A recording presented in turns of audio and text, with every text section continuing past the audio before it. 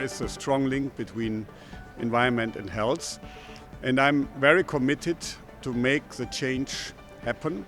We need for our children and grandchildren save the climate, and I'm very convinced as an EPP politician that we need to do it in market-based way. There must be flexibility, and everybody that has a good idea to reduce emissions must be rewarded.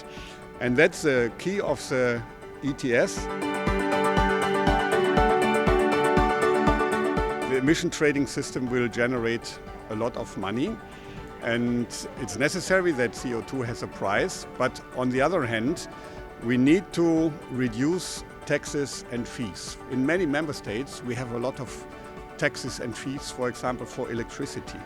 But we are decarbonizing electricity with a high speed. The emission trading is already successful here. So it doesn't make sense to tax something that is good for the environment. If we phase out lignite, for example, we reduce not only CO2 but also other pollutants that create health problems, and the same applies for many other fossil fuel technologies. If we have a transition to more clean, more climate-friendly technologies, we also reduce the health risk for millions of citizens.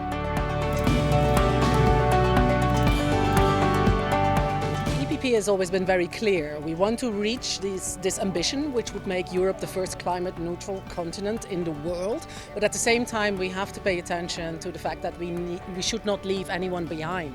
That those with the smallest wallet, cannot pay the biggest price when it comes to this transition. And there, the Social Climate Fund can help. Of course, member states have to do their part as well.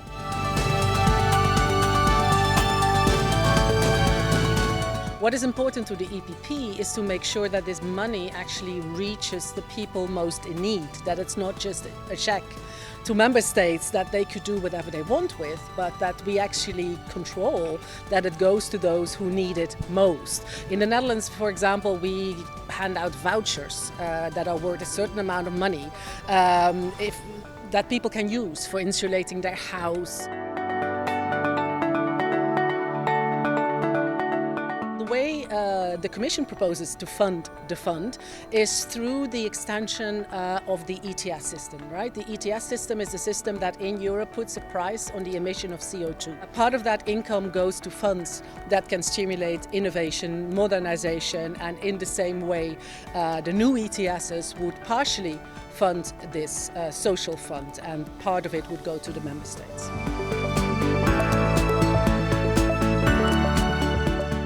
Are member states that have done a bit of more work than others, but we really want everyone to contribute, and as the climate law will measure the emissions as a union, we think it's important that we also look into every member state to reach their goals.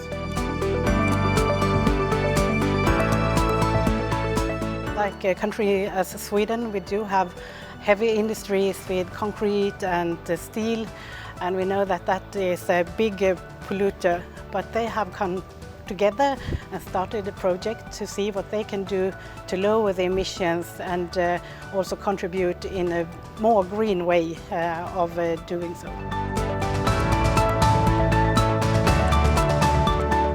The aviation sector creates just under 15% of the emission from transport, making it the second biggest source of transport emissions after road transport.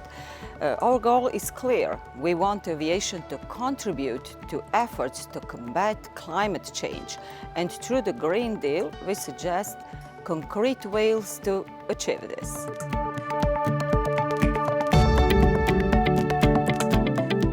We need to extend the scope of the EU emission trading system to incoming flights outside Europe. A certain progress is possible with carbon offset, but we need to step up our efforts. I believe that a step in the right direction would be designing a system of incentives and compensation for aviation emissions through investments in sustainable projects.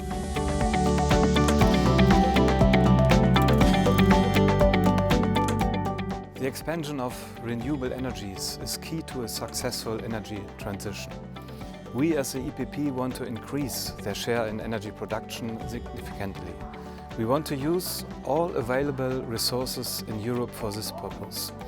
We need cross-border projects that strengthen the internal market, and we want a new European foreign policy that combines sustainable energy imports and development aid.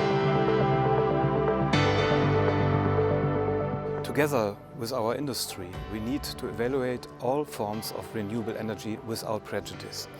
Not only the usual candidates like wind energy, hydropower and photovoltaics, but also biomass, energy from waste, e-fuels and synthetic fuels, promising opportunities. For the production of hydrogen, it is vital to keep our options open regarding the use of natural gas as bridging technology.